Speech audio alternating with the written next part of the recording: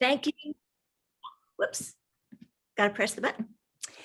Thank you all so much for being here today, and especially our gratitude for Peter Canellos. So the Foggy Bottom West End Village actually has a connection to the Justice because he taught for many, many years at George Washington University Law School while he was serving on the court. And the law school is right here in our neighborhood. So for Peter, welcome, welcome.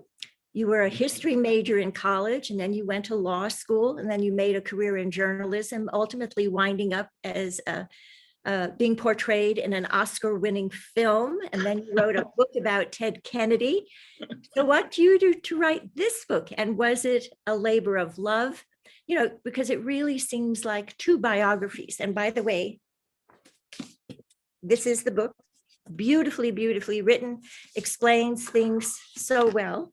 But was it a labor of love for you, Peter? And was there anything you discovered that surprised you about this? Well, it certainly was a labor of love, and as I got deeper and deeper into it over a period of years, the story became more and more interesting, as sometimes happens. Sometimes it doesn't happen. You know, sometimes you might find out that you were wrong about the subject or had different ideas, but in this case, it just became endlessly deeper, endlessly more interesting. I really feel like I learned a lot in the process as well. But first of all, I want to thank you so much, Lorna, and thank everybody at the Foggy Bottom Association for coming together. I haven't seen everybody who's on the call, but I did see a name from the past, Rosalind Jackler, a friend from the past. So it's great to see you, Roz. Hi, Peter. I also wanted to talk a little bit about my long association with the Harlan story. I went to law school in the 1980s, and you know, in the certain ways that certain figures and certain things sort of stick in your head. You know, I have strong memories from civil rights classes and things like that of Harlan's dissents. In fact, in civil rights classes are one of the few areas where dissents were included in case books and in law school. And here was somebody who was speaking in a vastly different voice, who was bringing different considerations into play in the cases.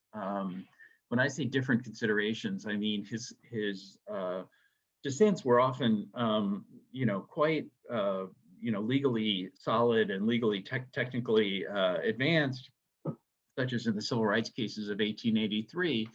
But he also made frequent reference to sort of fundamental issues of justice and the purpose of the legal system and the effects that cases have on people on the ground. And I was always interested in Harlan. I always admired Harlan. That was just sort of a data point that got stuck in my mind. In 2005, when I was the Boston Globe's Washington bureau chief, working down on Connecticut Avenue, we were covering the Roberts and Alito nominations, and I was editing stories on that. And we had, you know, from dating back into the pre-internet days, we had a legal encyclopedia in the office, and I, for some reason, was reading the entry on Harlan, and it made a passing reference to Robert Harlan, rumored to be his half-Black brother, which of course becomes an instantly intriguing story about how this person who was so different from his colleagues on racial questions, you know, must have been in some way influenced by Robert Harlan. Little did I imagine then that Robert Harlan would be as amazing and lively a figure as he became. So when you say what surprised me about getting deeper and deeper into the story, I think the portrait that emerged of Robert Harlan was one of the things that was significantly different. And what was different about it is that I had always assumed that the fact that Robert Harlan and John Harlan had a respectful relationship, and Robert was a very successful person and became a civil rights leader in Ohio, you know, would have had some influence on John in a, you know, somewhat distant way. I mean, I think there were many influences that affected his views on race, but you know, I thought that they had lived somewhat separate lives, and that nonetheless there was a respectful kind of relationship between them. I came over time to think that there were some other interesting dynamic in play. That because Robert was 16 years older, Robert had a unique relationship with James Harlan, who was the family patriarch. Robert had become richer than the other Harlans. I came to believe that Robert did play an even greater role, actually, in John's life. I think that he was an important figure in terms of vouching for this Southerner and former slave owner to join the Supreme Court. Now, I've encouraged you, Lorna. I know you have a lot of excellent questions, and I'd love to answer them. So you have to interject as I get going here. But I thought for those who didn't know the book and understand the book, I wanted to mention why I think Harlan's important. Because the threshold question is why, there are lots of interesting characters in the 19th century, but not all of them are important for our lives today. What I would say is this book sort of shows the centrality of the Supreme Court in American life. If you look at the years that Harlan was on the court, which were 1877 until 1911, most of which time it was the Fuller Court. Melville Fuller was the Chief Justice. The two big things that emerged from that time were it was the start of segregation, something that lasted for many decades and still affects American life today. It was also a period of tremendous historic economic inequality. Again, there's some parallels with today, but it was even more extreme, obviously, in the Gilded Age. And you wonder, well, how did these things happen? How did they come about? And I came to believe that one of the reasons was, a significant reason in both cases, is that starting in 1877, as the nation the white America started pulling away from defending Black rights, you had a series of cases, starting with the civil rights cases of 1883, where very systematically the Supreme Court declares the Civil Rights Act of 1875 to be unconstitutional. When Alabama passes a constitution that has the very explicit sort of effect of disenfranchising Black voters, the Supreme Court in Giles v. Harris says there's nothing we can do about it. You have a case where Kentucky gratuitously bans interracial education even when people want it, even in a college that was established and dedicated to the cause of interracial education, Berea College. Again, the Supreme Court rules it out. In all of these cases, and then Plessy v. Ferguson, which sets up the legal architecture for segregation. In all these cases, John Marshall Harlan is the sole dissenter. Secondarily, we talk about the income inequality. We all sort of remember the Gilded Age when we go to Newport, Rhode Island, or Long Island, or Fifth Avenue, and sort of view these grand mansions that were built, these sort of Versailles-like structures. And yet we also know, in some cases from our own family stories, those of us who have immigrant grandparents, just how difficult it was when people were working in factories and living, several families to a house or multiple men to a room. And you wonder how wages ever got that low. Well, the answer was that in the early 1890s, there was the political will to deal with income inequality.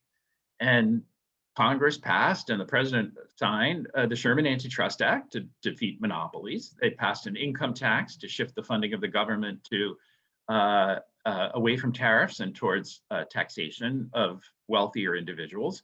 And states started enacting labor laws that would be things like caps on number of hours that factory workers could be forced to work. And the Supreme Court then ruled all of those things unconstitutional. It initially ruled the Sherman Antitrust Act unconstitutional, the income tax unconstitutional, and any state efforts to enact labor regulations per se were declared unconstitutional. Harlan dissented in all of those cases as well.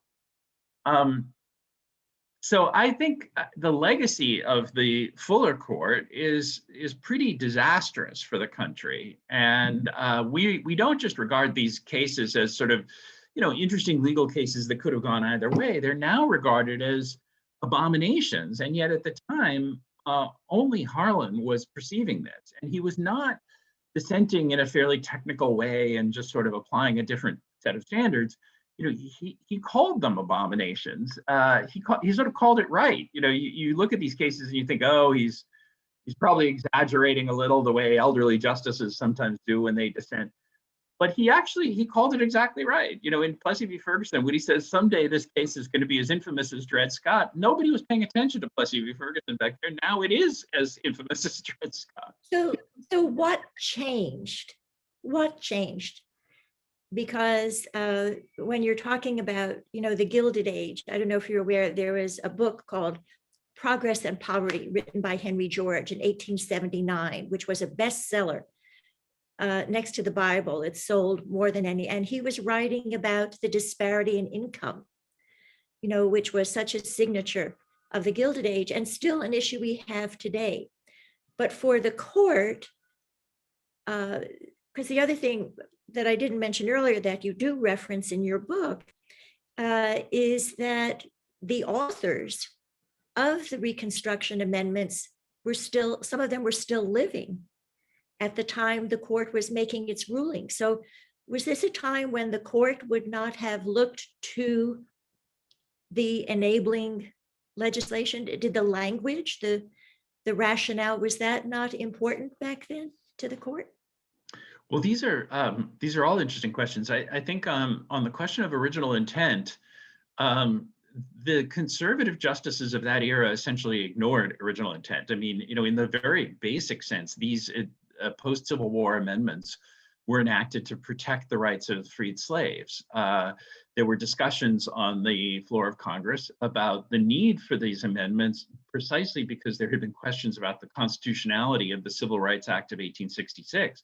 So, you know, very explicitly, people were saying we need to pass these amendments in order to ensure the constitutional basis for civil rights actions.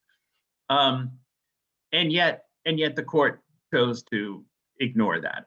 It was not a time when, you know, fidelity to certain sort of established models of constitutional interpretation was carrying the day. It was a much more freewheeling era in the court. And in fact, today's conservatives who've rejected the views of the conservatives of that era, today's conservatives admire Harlan and see Harlan as an originalist because he did stick to the original intent and the original meaning of the post-Civil War amendment. When you were saying sort of what changed, I'm guessing you were talking about you know, what changed in terms of the court relaxing its position on some of these economic issues, and the answer is sort of different in every case. The court did start backing off of its harsh anti-Sherman Antitrust Act case very quickly. You know, probably 5 years after the E.C. Knight case, in which Harlan was the sole dissenter. That was a case in which the Sugar Trust, which controlled 98% of the sugar production in this country, and had been very publicly shown to be a monopoly. There was one sugar mogul named Klaus Spreckels, that story's in the book, who went public condemning the Sugar Trust for trying to pressure him to join the trust. And then after getting all these kudos for taking on the Sugar Trust, he then cuts a deal with the Sugar Trust and joins the Sugar Trust. So it was no secret that you have this powerful monopoly that's trying to control the prices of sugar and the production of sugar. Yet the Supreme Court of that era was so hostile to economic regulation and felt that it was such a new thing that they found a pretext of saying, even though the government had proven that 98% of the sugar was manufactured by the trust, that's not the same thing as an attempt to restrict interstate trade. That a manufacturing monopoly is not the same as a commercial monopoly. I suppose that there was some sense in there that maybe prices were different in other parts of the country relating to, you know, how difficult it was to transport the sugar or whatever. But it was a very, very narrow, hostile ruling on the Antitrust Act that essentially afterwards the government came out and said, well, the Cleveland administration said, we're not going to do any more antitrust legislation because the court has ruled that it's unconstitutional. Nonetheless, succeeding administrations did take it on. It became more of a popular cause, and the Supreme Court changed its position slowly, very slowly over time. In the income tax case, there was a constitutional amendment that was required to allow the income tax. And in the case of labor laws, it really took until the New Deal, when a lot of New Deal legislation, including minimum wage bills, were declared unconstitutional by the Supreme Court.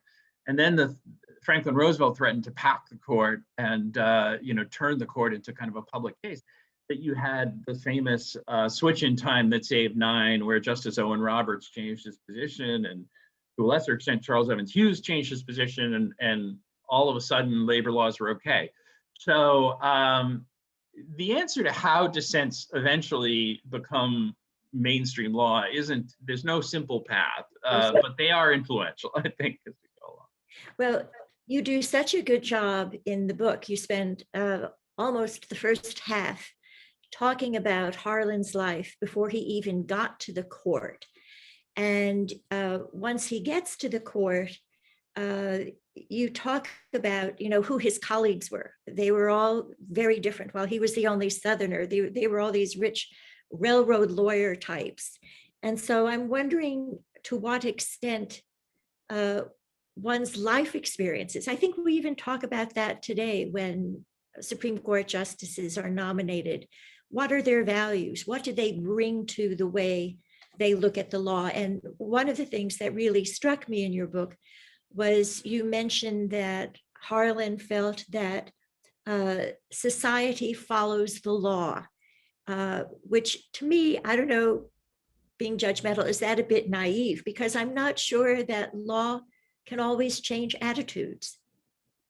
Well, I think that the way that Harlan meant it, and why I mean it in saying that, is that he was very affected by Dred Scott. In many of his dissents, he talked about the infamous case of Dred Scott, and it was almost like a favored line in his dissents. This case will someday be as infamous as Dred Scott. And as we were saying before, he was right in a lot of cases. Part of it was that I think the reason the book describes his life growing up, all the different forces on his life, is so that readers will become familiar with his character and all the different ways in which the tumultuous politics of his young adulthood affected him, and all the different relationships that he had affected him. You can then see this real person contending after the Civil War with all of the key legal issues that come into play with the post-Civil War amendments. And you can see how life experiences influence this. This is all part of the question of how and why Harlan saw things differently than other people. So but the law one more point about the court following the law. I have to explain my feelings on that. Harlan felt that when the Dred Scott decision was passed, it essentially made the Civil War inevitable.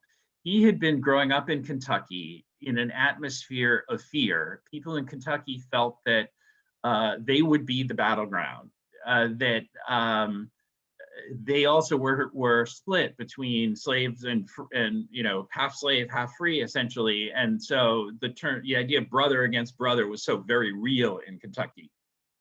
So all of Harlan's life, he had followed Henry Clay and other Kentuckians who promoted the idea of compromise as a way of forestalling war, whether it was the Colonization Society, whether it was an attempt to compensate slave owners, whatever it was a way to try to put slavery on a path to emancipation while protecting the economic interests of the South as some kind of a compromise.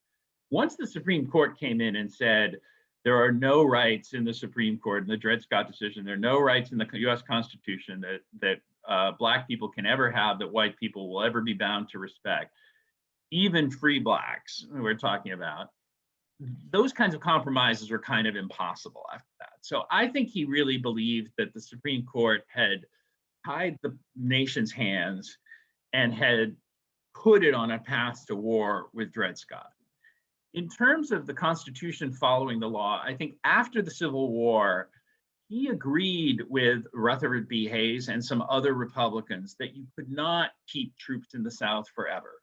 Now, there are other historians who will come in and say that the decision to remove troops from the South in 1877, which precipitated this tremendous backlash against Black people, was such a terrible moment, and it was a terrible, corrupt compromise to give the Republicans the presidency in a disputed election. But I think from everything that I know and from everything that I saw, there was an increasing awareness in the country up to that point that, the troops cannot be there forever. We cannot be in a perpetual state of war. What Harlan believed, which was very different from his colleagues, is he believed that the replacement for troops in the South was a robust defense of the rights of African Americans, a expense of civil rights. Other justices saw it as like, well, we need to keep peace with the South. I'm sort of interpreting their casual ideas. We have to keep peace with the South. So, you know, with a few winks and nods, let's find some pretexts to invalidate civil rights and voting rights and things like that, and keep the South happy. I say that because Holmes's decision in Giles v. Harris essentially says that. It says that there's nothing we can do to prevent white Southerners from repressing Black. So it's a political question. The court can't do anything about it. Harlan vigorously disagreed. He believed that if the Supreme Court came down with decisions, let's suppose in Giles v. Harris it had said, Alabama, you have to register all these Black voters. Would the leaders of Alabama embrace that decision? No. Would they immediately start massively signing up Black voters? No. But there would be some officials in some towns that would respect the Supreme Court. There would be a marker that was laid down. And you know, the process that we began in the 50s and 60s in this country of racial recognizing the rights of oppressed minorities would have begun in the 1880s and 1890s if the Supreme Court had acted differently. But that's one way I think that the country does follow the Supreme Court. I think likewise, if you look at the Gilded Age decisions that I talked about, antitrust and the income tax and other things, I think that added 20 years to the Gilded Age. And you know, that's 20 years of wealth piled up for certain people and 20 years of oppression for other people.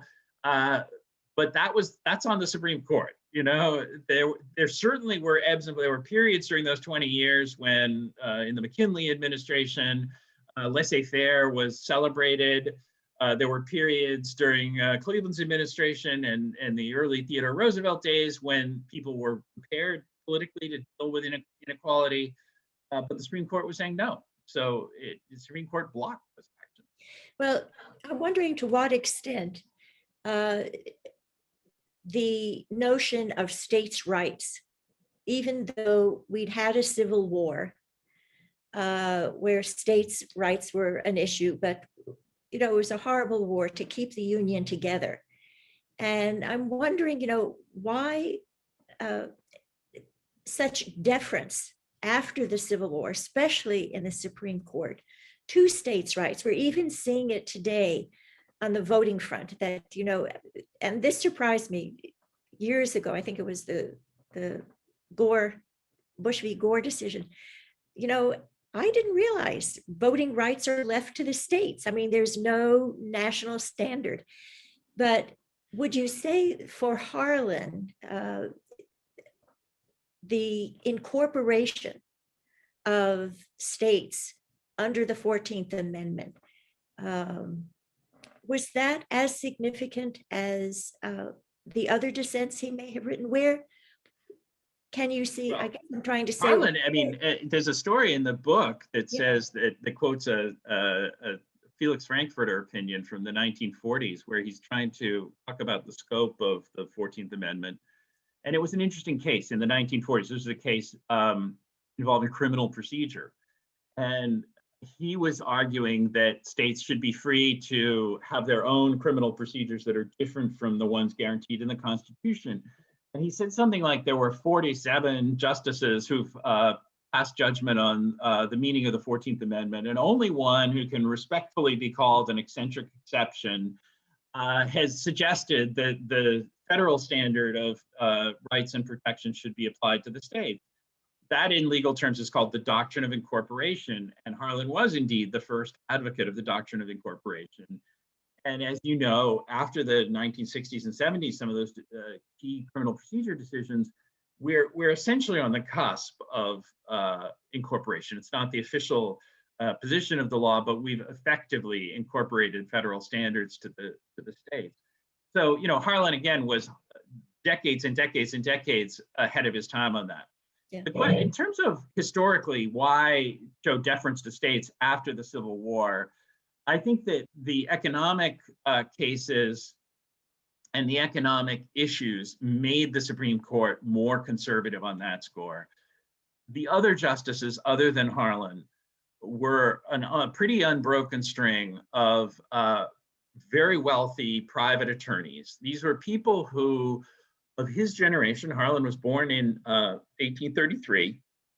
And people who were born in that era and who came of age before the Civil War and became lawyers, they would, being a lawyer meant putting a sign outside of your house and starting to write contracts and write wills and working within your small town.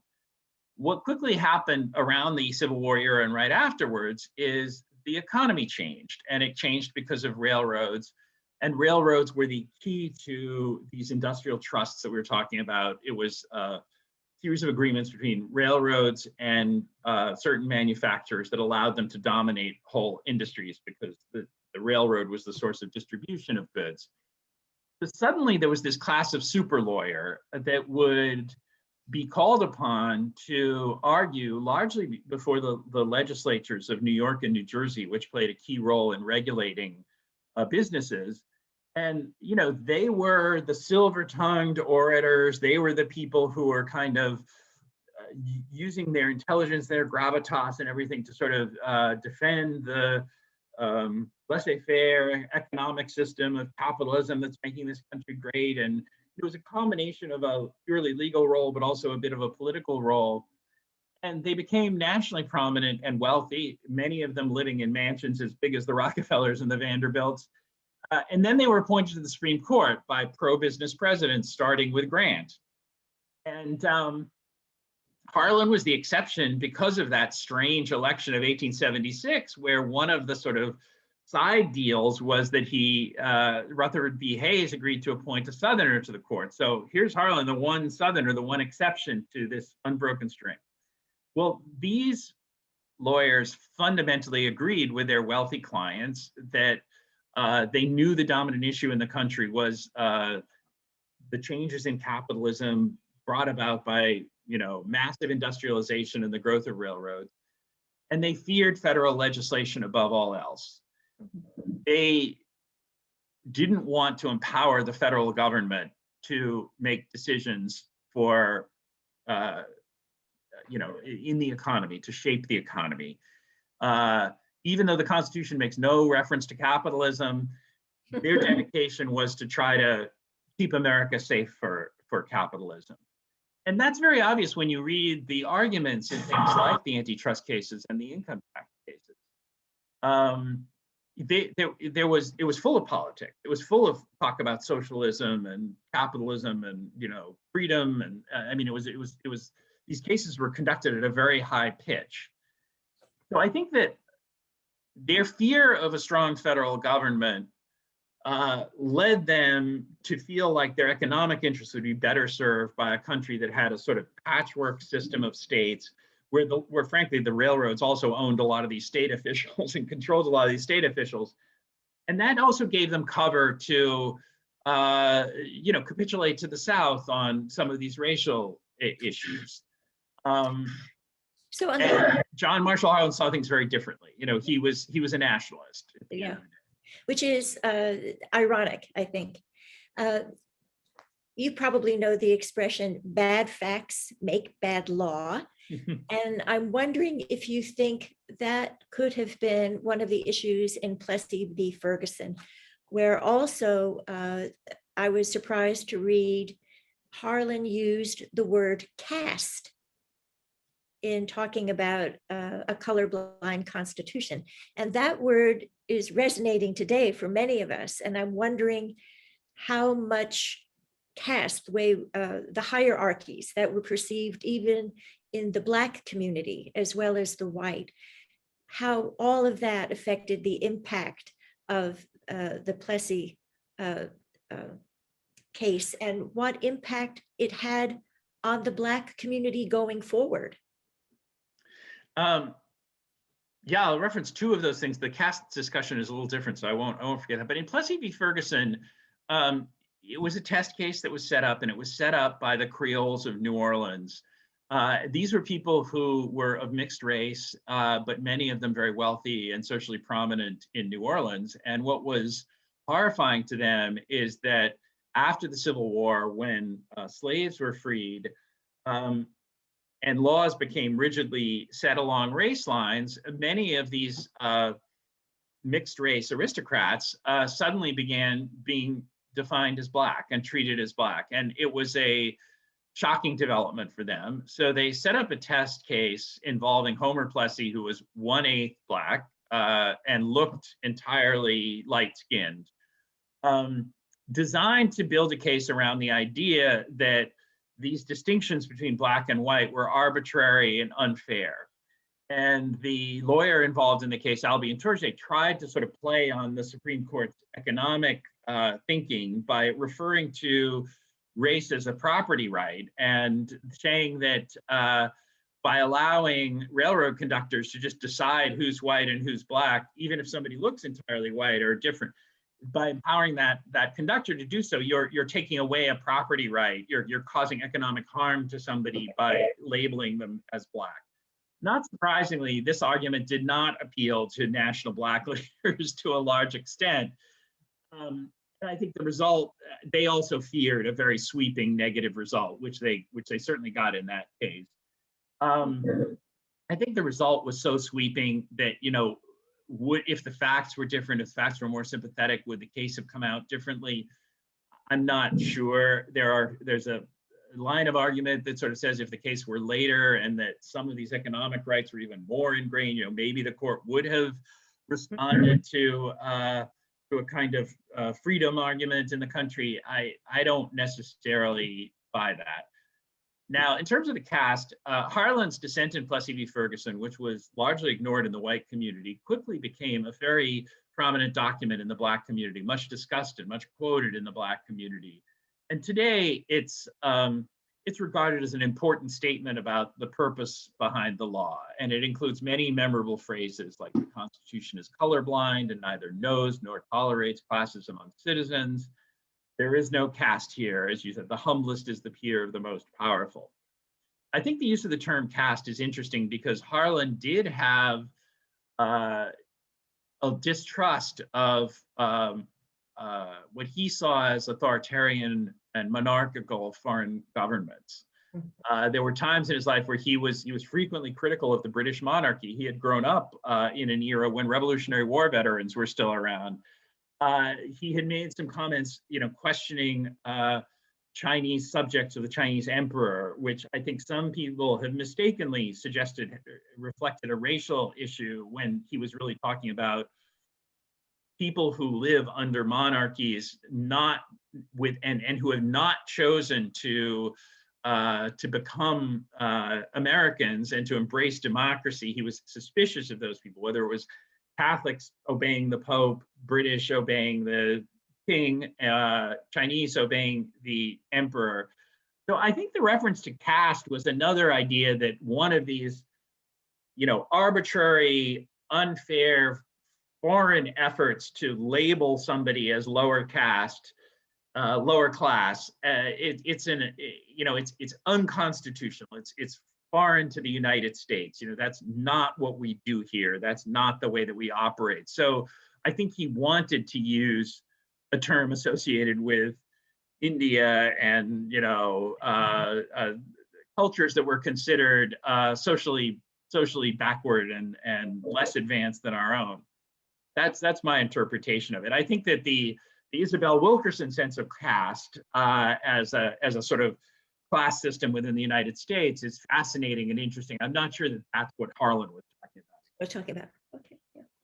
So we were talking earlier about the irony that Justice John Marshall Harlan is named for Chief Justice John Marshall, whose aim when he was Chief Justice was to make sure that all the cases were decided unanimously. And then here you have John Marshall Harlan, his namesake, as it were, becoming known as the Great Dissenter. Why do dissents matter? And I'm curious why Harlan, because we talked earlier about the Dred Scott case, where I thought it was interesting that each of the 9 justices wrote a separate opinion. Of the two dissenters, one actually resigned from the court. So what keeps justices motivated, who even today, Justice Thomas always seems to be the lone guy on dissents. What drives people like Justice Harlan to stay on the court and use the dissent? Well, I think Harlan Harlan would mention in some of those lectures that you referenced at George Washington University that had been transcribed. There was a student who actually did shorthand and who did, active translation of Harlan's lectures. And at one point, he was talking about the financial sacrifices you have to make in public service, which was an issue in his life because he was frequently in debt and his family was expected to live at a certain style as a Supreme Court justice and had certain social obligations that were similar to all officials in Washington, but they simply couldn't afford it. I mean, the other justices on the Supreme Court were living in mansions and had been independently wealthy before they were appointed to the court. But Harlan was constantly in debt. And he talked about these financial sacrifices that have to be made in public service. And he was sort of speculating, well, why do people do it? Why would you do it if it's driving you into poverty? And he said the reason, obviously, is every human being's desire to live after they die. So he did not believe that the dissents that he was writing would be ignored by posterity. He saw those dissents as his great statement to posterity, as truly being a roadmap to overturn these cases, as being statements of principle. You mentioned John Marshall and his idea that there should be one voice on the Supreme Court. John Marshall was, reacting to a system in which all of the justices would give their own opinions, and then, lawyers would be stuck kind of discerning the state of the law by mixing and matching all those opinions. So no doubt John Marshall wanted to have a robust majority opinion. I'm not sure if that translated to absolutely no dissents, but it's been a common theme among chief justices leading up to the current chief justice of wanting to have authoritative opinions and understanding there's a benefit to the court in having as many justices as possible behind the majority opinion. I think that probably the first 6 years that Harlan was on the court, he would have shared John Marshall's skepticism about dissent. I don't think he viewed himself as a dissenter until 1883 and the civil rights cases of 1883. And this was by far the most high-profile case during his time on the court. It was one of those cases where every American knew that the Civil Rights Act of 1875 was up for constitutional challenge. There's stories in the book about how in the South, they were literally interrupting theater productions to give updates on what was going on in the Supreme Court. It was that high profile. Harlan had been a sort of junior justice up to that point and fairly anonymous on the court. And then suddenly broke in a very big way in an opinion that was talked about for his entire rest of his tenure. And he never stopped breaking with his colleagues after that. And I think several things happened. One is, I think that the race issue, the idea of backtracking on civil rights did strike him as an offense against the Constitution, offense against the plain meaning of the Constitution, offense against the intent of the post-war amendments while those framers were still alive. He just saw it as hideously wrong-headed. He also, I think, felt it was sending the United States dramatically down the wrong path. He thought that inequality was what led to the Civil War and almost killed the country, and that we should never, ever allow the seeds of inequality to be planted again, that it would condemn the country to the future. I think when you were a Civil War veteran like he was, when you talked about walking across the battlefield at Shiloh and stepping over corpses and things like that, you understood that there was a heightened stake here. So he might have had in one side of his brain someone saying, well, you don't want to damage the court by writing dissents, but I think he felt this was a significant enough issue to do it. I also think he had just suffered a personal loss. His eldest daughter, Edith Harlan, who was very much the center of their parents' lives, died right after delivering a baby of typhoid fever in her mid-20s. And by all accounts, he was devastated by it, and his wife was devastated by it. He wrote a letter to his sons, who were then in college, saying that every minute of his life from that moment on would be dedicated to the high ideals and principles of his daughter, Edith. Edith had taught in a school as a volunteer that taught the children of freed slaves. I think that he felt like, all of the circumstances of his life were coming together, that, he felt like the Constitution needed to be defended. African Americans needed to be defended. The other justices did not understand Black people the way he did, partly because of his relationship with Robert Harlan, his relationship with Frederick Douglass, and trying to live up to the ideals of his own daughter, who was, his sainted daughter at that moment. So he broke in a very dramatic way with his colleagues and never stopped breaking after that. So our personal lives really do matter. And so I'm wondering, Peter, as we're getting close, because we did want to allow opportunity for people to ask questions. What would you like readers of this wonderful book to take away after reading it? Well, there's several things. I mean, I want them to understand that it's an interesting story and an exciting story and not a dry book about the law, and that I don't present the legal cases in a very kind of dry and legalistic kind of way. I want them to see what an epic clash some of these cases were, and how they really did draw on the values of a lifetime and the biography of the justices that were involved. But I also think that one of the lessons for the future is that personal values, personal experience does matter in judging.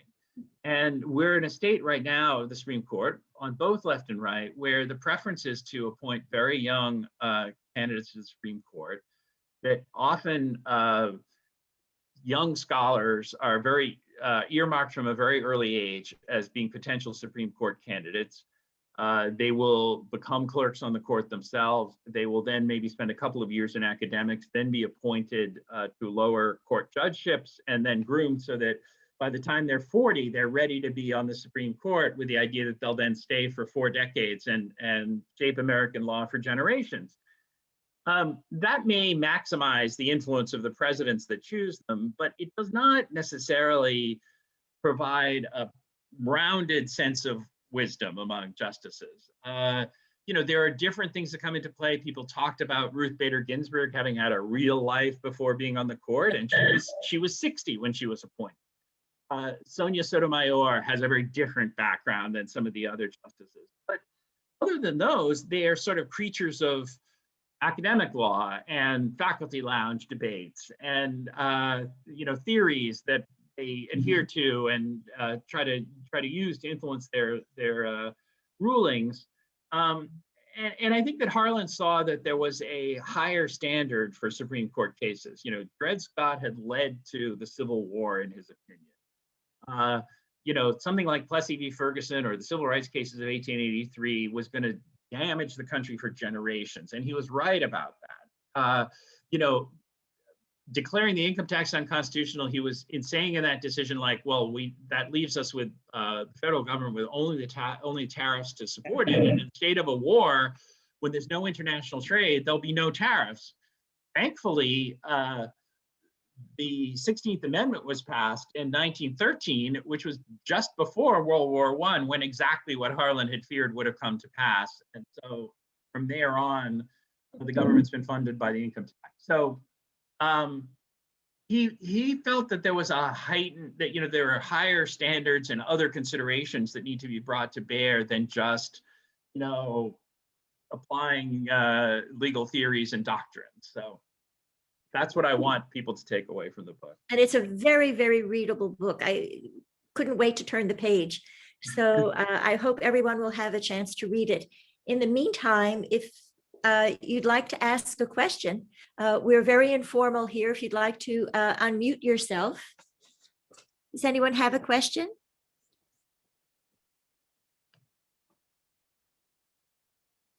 Or you can put it in the chat.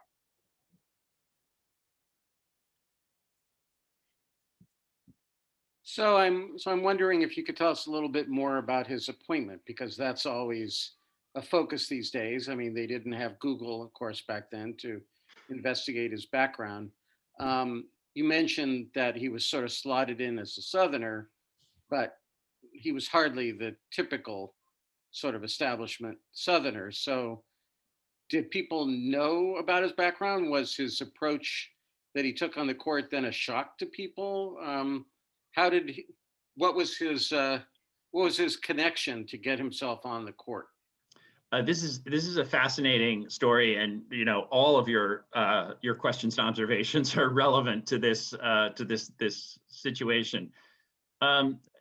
We start from the idea that Harlan had been admired as somebody who was intelligent on the law. He was known as a great speaker. He was a politician who was respected.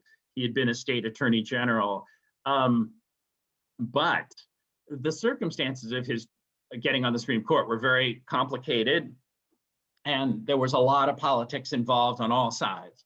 The first thing that happened was he played a role in the Republican Convention of 1876 in getting Hayes the nomination. He had been the campaign manager, the floor leader for Benjamin Bristow, who was a sort of reformist Republican running against James G. Blaine and others for the Republican nomination. Blaine had been the Speaker of the House and was presumed to be a bit of a crony, wheeler-dealer character at a time when the Grant administration had been scandalized.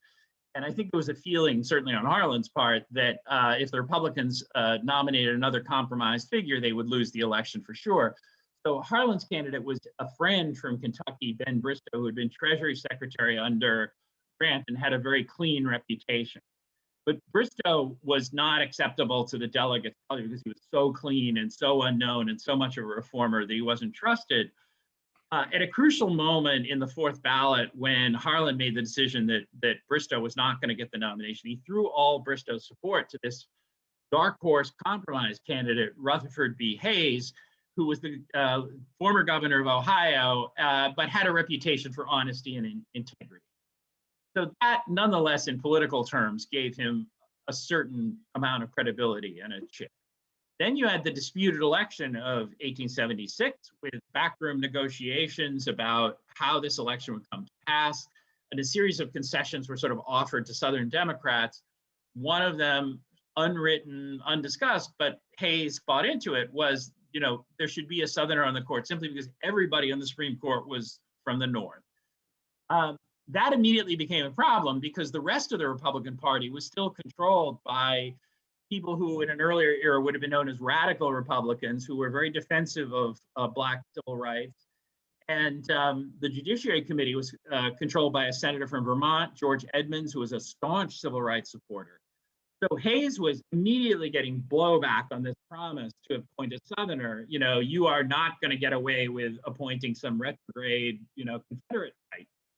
So the combination of Hayes owing Harlan a debt, political debt, and Harlan being somewhat acceptable and credible as a Southerner in Kentucky put him on the radar screen. However, there were big doubts about Harlan, and the reason these doubts existed were that he had fought courageously, I think, to keep Kentucky in the Union. But part of his way of keeping Kentucky in the Union is he felt he had agreements with the Lincoln administration that Kentucky would be able to choose its own fate on slavery if it stayed in the Union.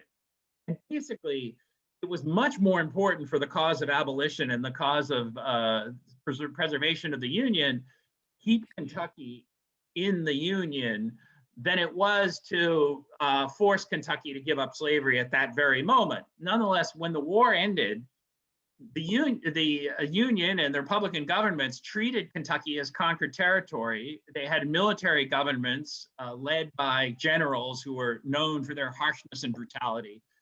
So Kentucky, while Harlan was then serving as Attorney General, Kentucky, rose up in revolt against the federal government, essentially, and the Republican Party, which was controlling the federal government. So Harlan initially took a position where he felt that because Kentucky had stayed loyal, Kentucky did not have to approve the 13th, 14th, and 15th Amendments to remain in the Union. And he even, for a brief time, opposed the 13th Amendment because he felt that Kentucky should make its own decision on slavery. I think he believed that they would give up slavery if there were ever a plebiscite, but he felt like it was, having it rammed down their throat by the federal government was going to sow ill will. Now, all those nuances were largely lost on Northern Republicans who just saw Harlan as somebody who was really slow to the cause, who did not support the 13th Amendment. He was from a slave-owning family. He was a moderate before the Civil War. You know, this guy was held in great disrepute, even though he had a reputation for honesty and intelligence and integrity. Robert Harlan, his presumed half-Black brother, who was then a Republican power broker in Ohio, a leading African-American politician in Ohio, played a role in vouching for him, saying, I know this man, and behind the scenes, and he's a great candidate for the Supreme Court. Other people, including the brothers Speed, James Speed and Joshua Speed, who were very personally close to Abraham Lincoln, and James Speed had been Attorney General late in the Lincoln administration. They strongly vouched for Harlan. They had worked with Harlan to keep Kentucky first neutral and then in the Union, and felt like Harlan had done heroic work on behalf of the Union.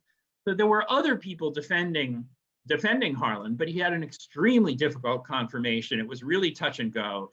At the end of the day, Edmunds couldn't even swallow him, so arranged to have Harlan confirmed while Edmunds was out of the room, so Edmunds would not have to vote on this decision. I think it was sort of a maneuver on Edmunds' part where he didn't feel comfortable blocking the nomination and didn't want to offend Hayes, maybe. Also didn't even want his name on it. In later years, of course, when Harlan became the greatest defender of civil rights, Edmunds was a strong supporter and backer of Harlan. But it was a very difficult confirmation. Yeah. Well, they don't get any easier, do they? No. Does anyone else have a question?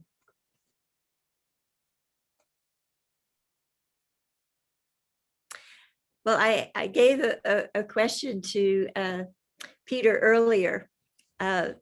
If this book were to be made into a movie, because I think it's got great drama and fascinating characters, who would he choose? And maybe those of you here with us today would have some idea. Who would you select to play the role of John Marshall Harlan? I mean, he was a big guy. He was physically imposing, wasn't he? And who would you choose to play Robert, his very sophisticated, great friend and supporter? This was truly a surprising question because we've not really thought about it. I think you would need actors with a certain amount of command that could sort of pull it off. I think you'd have to sacrifice some of the physical resemblance for just sort of sheer command. I was thinking of, Jeff Daniels has made a very good role in To Kill a Mockingbird as well, you could have a young Harlan and an old Harlan, and Jeff Daniels is probably well suited for Harlan in his later years on the court. But I don't know. I was thinking, Michael B. Jordan, who is darker skinned than Robert Harlan was, but has a kind of forcefulness that could work as Robert Harlan and be a heroic figure like Robert Harlan. And there's some youngish actors like Chris Pine and people like that who could play the young Harlan. Whether you would then want to switch to a Jeff Daniels as the older Harlan or not, that might be a smart move. But can I ask another question that just came to mind, because it is fun to imagine, because I think it would be a wonderful story. To what extent, Peter, do you think the structure of the Supreme Court can make a difference in dissents, in the way decisions are reached? And I'm thinking about the fact that the conferences are secret. Justices are not accountable. They serve for life.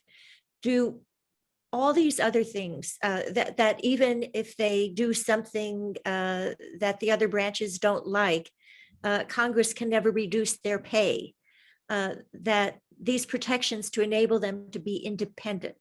Is that important with any justice who may decide, I prefer to dissent in a case? Well, I think that within that framework, there is an acknowledgement that justices have the right and power to dissent.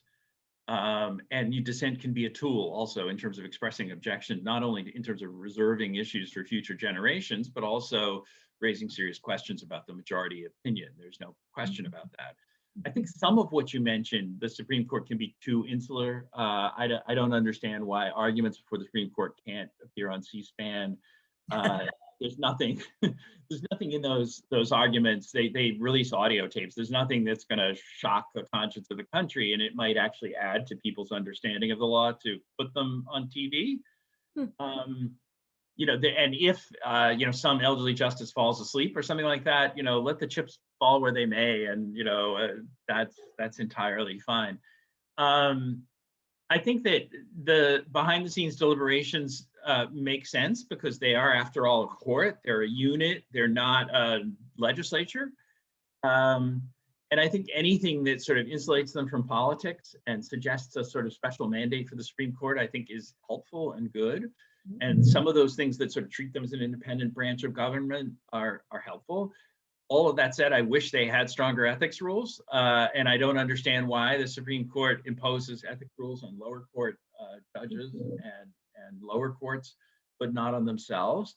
So there's some arrogant behavior on the part of the Supreme Court that probably does not work in their favor in terms of building confidence in the public. But I think that the idea of the Supreme Court as an integrated unit, as a separate source of power in the country is basically a positive. Because when you think about it, it really doesn't have a way to enforce. It has no enforcement. Well, it does now, though, because starting in the 1950s and things like that, you would have the National Guard called in to enforce Supreme Court rules and things like that. I mean, they need the help of the president. Okay. But they don't have an independent enforcement mechanism. But in Harlan's time, when we talk about Giles v. Harris, and there was a lynching case that's too long to get into right now at the end of the hour. But there was no FBI. There was no federal prosecutor's office to sort of enforce the violations of Supreme Court law. So enforcement was a huge issue in Harlan's day. It may be something of an issue now, but it's not nearly as serious an issue as it was back then. And certainly the rampant lynchings in that era had to be very intimidating to everyone. Absolutely, absolutely. But anyone Harlan, it's noted, as you noted, I'm sure in the book, that Harlan uniquely stood up to try to hold the leaders of Chattanooga responsible for a lynching in Chattanooga. And it's a case that's largely forgotten today, but was a courageous move at that time. The only case that the Supreme Court ever heard as a trial court. Is that right? I know. And I think that, today's lawyers are probably a little horrified by that and don't like the idea that the Supreme Court declared itself to be a jury. But at the time, it was an effort by Harlan to correct for the fact that the Supreme Court paid no attention to shoddy criminal procedures in the South. Black defendants were being railroaded left and right, and the Supreme Court just felt that there was nothing it could do about it. And Harlan obviously felt otherwise and took important steps to make that real, make that those legal protections real. Well, last chance for a question before we come to a close. Anyone? So I want to thank you all. Oh, Linda. Yes, please. Hi there, Lorna. How are you? Great talk. Thank you. Thank you. I just was wondering whether you had any commentary, Peter, on the memoir that was written by Harlan's widow. Yes. It was obviously useful in putting together the book. It was interesting to me because we don't know much about the later relationship between John Marshall Harlan and Robert Harlan during the time when John was on the Supreme Court, and it's just sort of a mystery. Their letters, Robert Harlan's letters were never collected. John Marshall Harlan's letters are very spotty. So they may have been communicating and we just don't know about it. It's also possible that Robert Harlan was frequently in Washington visiting his son and just, had casual conversations, so there wasn't cause for writing back and forth. And John Marshall Harlan was not a big letter writer. He obviously spent his time writing dissents on the Supreme Court. But what was interesting in his widow's memoir was that she spoke positively about Robert. So if you tried to speculate that, well, maybe there was a breach between them or they had some, she included a flattering anecdote about Robert's wealth and called him a quasi-family member, which for the time was an unusual sort of acknowledgement of a relative who was a person who was thought to be related to her husband because of a extramarital relationship involving an enslaved person, which was obviously a totally taboo sort of subject. I thought that it also showed in the memoir the extent to which they had what would today be called a companionate marriage. That Malvina Harlan was known for her intelligence and was an accomplished woman especially for her era. Lucy Hayes, Rutherford Hayes's wife, who was celebrated as being one of the first truly independent-minded first ladies, loved Malvina Harlan and immediately saw her as like a kindred spirit. But clearly Malvina Harlan also approved of her husband's decisions and participated in discussions about his work. So they had a marriage that was ahead of its time in many ways and sort of its time in other ways, in the sense that they had 6 children. They had sort of a multi-generational family setting, but all in all, a very, very happy marriage and deep friendship and loyalty to each other. Well, thank you, everyone. And just in closing, I thought you might enjoy this quote. When Justice John Paul Stevens was asked, and he had made some significant dissents, he said, "If you could fix one thing about the American judicial system, what would it be?" His reply was, "I would make all my dissents into majority opinions." So maybe we can say that for John Marshall Harlan. His dissents have now been made into majority opinions. So Peter, thank you so very, very much for taking the time and effort not only to be with us, but to write such a wonderful book, which I think will bring great pleasure and insight for people and inspiration. And thank you all for being here. And if you would like to watch this again, because it's recorded, it will be on the Village website's YouTube channel. And so please share with others. This is a wonderful book. And Peter, we're glad you live in Washington too. Thank you so all much, for being Lorna. here today, and good luck with your journeys and your future endeavors. Thank you so much.